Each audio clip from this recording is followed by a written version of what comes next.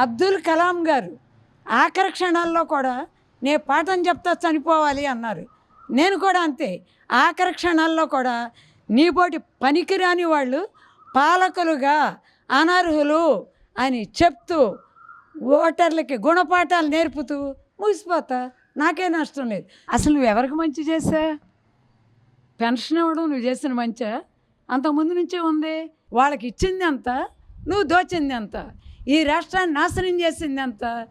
నువ్వు రావాలి, నీ తప్పులకి సభాముఖంగా కాదు, అసలు నువ్వు చట్టసభల్లోకి మళ్ళీ అడుగు పెట్టాలి అనే కోరిక. మా రాష్ట్రం యొక్క పరిస్థితి నేను చేసిన మంచి చూసి మీరు తను చేసిన మంచిగా ఉందండి ప్రస్తుతానికి. నేను అయ్యో అయ్యో అయ్యో మేము మనకి ప్రత్యేక హోదా లేదా, అయ్యో మనకు పోలవరం పూర్తి రాలేదా, అయ్యో రైల్వే జోన్ లేదా ఆయన తను ఆ విధంగా చేయకోకుండా నన్ను మంచి చేస్తే అని అన్నారు. దీని వెరీ గుడ్, మంచి క్వశ్చన్ అమ్మా. అసలు నువ్వు ఎవరికి మంచి చేసా? పెన్షన్ ఇవ్వడం నువ్వు చేసిన మంచా?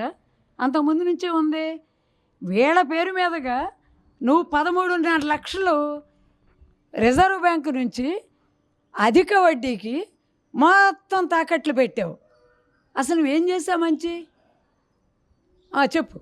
వాళ్ళకే తెలియట్లా. నువ్వు మంచి చేస్తే 175 సీట్లు నీయేగా. ఎలక్షన్గా డైరెక్ట్గా ఇండైరెక్ట్గా 100 కోట్లు ఖర్చు అయింది. ఇవన్నీ అవేవి కాదే. మాకు ఆయనే కావాలి అని మూకమ్మడిగా వాళ్ళు ఓట్లేసేవారుగా. అంటే నువ్వు మంచి చేయలే. వాళ్ళకి ఇచ్చింది ఎంత, నువ్వు దోచింది ఎంత, ఈ రాష్ట్రాన్ని నాశనం చేసింది ఎంత. నువ్వు రావాలి, నీ తప్పులకి సభాముఖంగా కాదు, అసలు నువ్వు చట్టసభల్లోకి మళ్ళీ అడుగు పెట్టాలి అనే కోరిక నీ పులివెందుల్లో వాళ్ళకి ఉందేమో కానీ వ్యక్తిగతంగా నాకైతే ఏమాత్రం లేదు. అసలు నాకు ఒక అనుమానం కూడా ఉంది, నువ్వు చట్టసభల్లో అడుగుపెట్టే యోగ్యతను కూడా కోల్పోతావు అంతే. అయితే నేనేమి పందాలు కట్టడం, అది నీ లక్షణం, మావి కాదే. అందుకని నువ్వు పందెం కట్టుకో, పెట్టిన ఖర్చు రాబట్టుకోవడం, సంపాదించడం నీకు అలవాటు కదా. నీకు ఎన్నోసార్లు అడిగా, రాజధాని రైతులకి నువ్వు 2 ఏళ్ల నుంచి పెన్షన్ వాళ్ళకి ఇవ్వాల్సిన కవులు ఇవ్వలేదేంటి? నీకు పర్సంటేజ్ ఇచ్చే వాళ్ళకి, నీ సొంత బినామీలకి 14,000 కోట్లు ఆర్బీఐ దగ్గర అప్పు తెచ్చి నువ్వు ఎవరికి ఇచ్చా? నువ్వు ఎన్ని చెప్పకుండా ఎక్కడో దాక్కున్నావేంటి? అసలు ఎక్కడ దాక్కున్నావో ప్రపంచానికి అర్థం కాల. 5 గంటలు ప్రపంచం కంగారు పడలా, నీ గాడ్ ఫాదర్స్ కంగారు పడలా, కానీ నే కంగారు పడ్డా. వీళ్ళందరికీ సమాధానం చెప్పాలి. అయ్యో ఏమైపోయాడో పాపం, హెలికాప్టర్లు ఎక్కి వాళ్ళ కుటుంబంలో గతంలో కూడా చాలా భయంకరమైన సంఘటనలు జరిగినాయి. అయ్యో ఈయన ఏమైపోయాడా అని నేను చాలా ఆదుర్దాపడ్డా. మరి నాబోటి వాళ్ళకి ఇంత ఆదుర్దా నుంచి నేను బాగానే ఉన్నా, పలానా చోట ఉన్నా, పలానా పని మీద వెళ్ళా అని నువ్వు ప్రజలకు ఎందుకు చెప్పవు సమాధానం?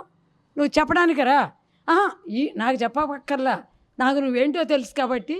1982లో కడపలో నేను ఇంటర్మీడియట్ పేపర్ వాల్యుయేషన్ చెప్పేటప్పుడే నీ 4 తరాల చరిత్ర డాక్టర్ తులసిరెడ్డి గారు 5 ఏళ్ళ నుంచే చెప్తున్నారు. 1982లోనే విన్నా. నేను చెప్తా, కానీ ఒక చరిత్రహీనుల గురించి చెప్పడం నాకు ఇష్టం లేదు. అసలు ఆ ప్రస్తావన తీసుకురాను. అంటే మేడం గారు, మీరు కడపలో మీరు చేశారండి అప్పుడు పేపర్ వాల్యుయేషన్ చేశారు. పేపర్ వాల్యుయేషన్ చేసినప్పుడు ఈయన ముత్తాత దగ్గర నుంచి అన్ని అక్రమమైన వ్యవహారాలు. మళ్ళీ ముత్తాతల దాకా ఎందుకు వెళ్ళావమ్మా? రేపటి గురించి కదా మీరు మాట్లాడాలి అంటావేమో. మన ఎప్పుడైతే మన హిస్టరీని మనం గుర్తుపెట్టుకుంటా, ఫ్యూచర్ కూడా. Very good, very good. ఇదే మాట చెప్తున్నా. ఈ రాష్ట్రం మొత్తం నువ్వు ఓడిపోతున్నావు.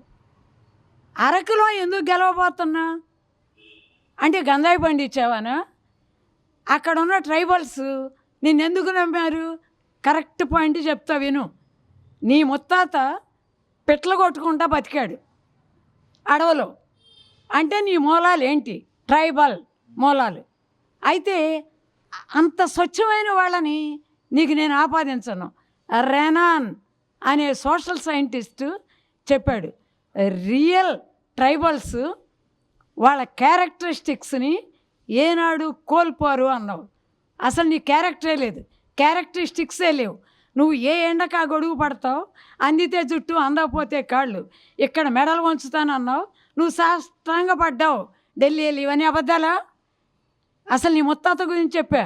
అక్కడే మళ్ళీ చెప్తున్నా, నా తాత స్వతంత్ర సమరయోధుడిగా బళ్ళారి జైల్లో 1942లో ఉన్నప్పుడు నీ ముత్తాత పిట్టలను కొట్టుకొని బతికాడు, బ్రిటిష్ వారికి మాంసాలు జారేశాడు. ఇది నీ స్థితి. ఏంటి ఇప్పుడు మా పెన్షన్ల మీద బతుకుతున్నావు? ఏంటి నువ్వు చెప్పేది మాకు? అయిపోయింది కదా. నీ తాత ఒక పద్మశాలి జమీందారుని, ఆయన్ని చంపేసి ఈ నాయకుడయ్యాడు, గనుడయ్యాడు. అలాంటి చరిత్రలు ఏ కుటుంబానికైనా ఉంటాయా?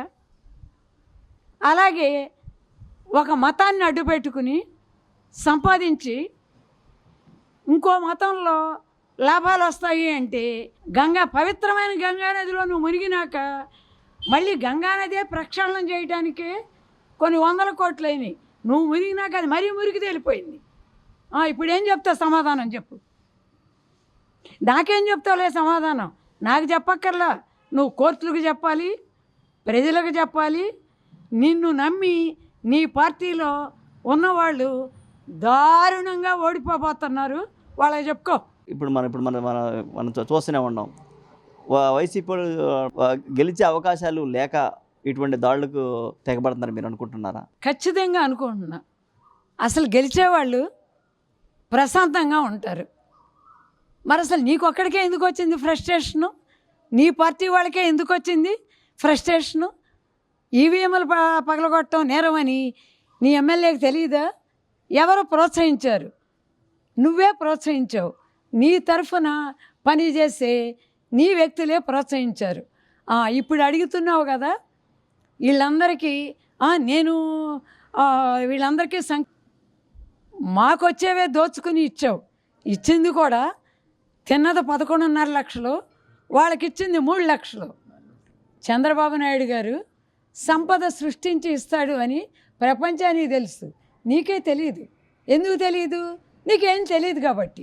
కానీ నీకు ఒకటి బాగా తెలుసు, శవాల మీద మరమరాలు ఏరుకునే వాళ్ళని విన్నాం. నువ్వు ఆఖరి నిమిషంలో కూడా ఈవీఎంలు పగలగొట్టైనా బతికేద్దామని నువ్వు చూస్తున్నావు. చంద్రబాబు నాయుడు గారు ఒక గ్రేట్ ప్లేయర్, ఒక inspiring player. Last ball, last wicket, last ఓవర్లో కూడా 4 రన్స్ కావాలంటే మనం 6 కొడతాం అని చెప్పి కొట్టి గెలిచే ఇన్స్పైరింగ్ క్యారెక్టర్. నీకు ఆయన పొంతనేంటాయి? అసలు సిగ్గుపడాలి నువ్వు. అసలు ప్రతి వాళ్ళని ఆళ్ళు తండ్రి వీళ్ళు తండ్రి అంటావేంటి? నీకు అసలు 52 ఏళ్ళు ఉన్నాయి, 73 ఏళ్ళు అయినా అసలు నీ తండ్రి ఎలా అవుతాడు? ప్రతి వాళ్ళని తండ్రి అంటావేంటి? ఇంకోటి, వివేకానంద రెడ్డి హత్యలో ముద్దాయిగా గుర్తించబడిన అతన్ని పిల్లోడు అన్నావు. పిల్లోళ్ళకి ఎంపీగా పోటీ చేసే హక్కు ఉంటుందా? ఎంపీగా పోటీ చేయాలంటే ఎంత వయసు ఉండాలి? అంటే నువ్వు ఒకందుకు చెప్పావు పిల్లోడు అని. అంటే నీ కుటుంబం మీద వచ్చిన నిందలను, నిజాల్లో అవన్నీ నాకు అనవసరం. వాటన్నిటికీ తప్పించుకోవడానికి చిన్ని పిల్లోడు, అమాయకుడు, సౌమ్యుడు అన్నావు. నీ పేరు తెలవాలన్నా, నువ్వు ప్రస్తావించే వాళ్ళని గురించి నువ్వు వాడిన యాడ్జెక్టివ్లు వినాలన్నా సిగ్గేస్తుంది. నీకు తెలియదేమో, 1990లోనే పిల్లాడు బాబోయ్ అని పాటలు వచ్చినాయి. బహుశా ఆ బాపత పిల్లోడేమో. వెళ్ళి పాటలు విను. అంటే నువ్వు నేరస్తులను కాపాడుతావు, దొంగ హవాలా సొమ్ము వాళ్ళని కాపాడుతావు. కంటైనర్ వస్తే ఇది ఎక్కడి నుంచి వచ్చింది అని నీ పోలీసులు వెళ్ళి చూడకుండా అది భద్రంగా నీ ఇంటికి చేర్చి దానికి కాపులా ఉన్నారేంటి? అసలు పోలీసు వ్యవస్థ వాళ్ళకి సిగ్గుందా? వాళ్ళకి కాదు, వాళ్ళని అలా తయారు చేసినందుకు చిచే నువ్వు అసలు మనుషుల జాబితాలోనే నా దృష్టిలో లేవు. ఇష్టమైన శిక్ష వేసుకో, నాకేం భయం లేదు. ఎందుకంటే తత్వాన్ని బోధించిన సోక్రటీస్కే విషమిచ్చి చంపిన ప్రపంచం ఇది. కాబట్టి అబ్దుల్ కలాం గారు ఆఖరి క్షణాల్లో కూడా నే పాఠం చెప్తా చనిపోవాలి అన్నారు. నేను కూడా అంతే. ఆఖరి క్షణాల్లో కూడా నీపోటి పనికిరాని వాళ్ళు పాలకులుగా అనర్హులు అని చెప్తూ ఓటర్లకి గుణపాఠాలు నేర్పుతూ ముగిసిపోతా, నాకే నష్టం లేదు. నువ్వు సిగ్గుపడి పరదాల చాట పరాయి రాష్ట్రంలో పరాయి దేశంలో మగ్గాలి. నాకు అలాంటిదేం లేదు. I'm quote free.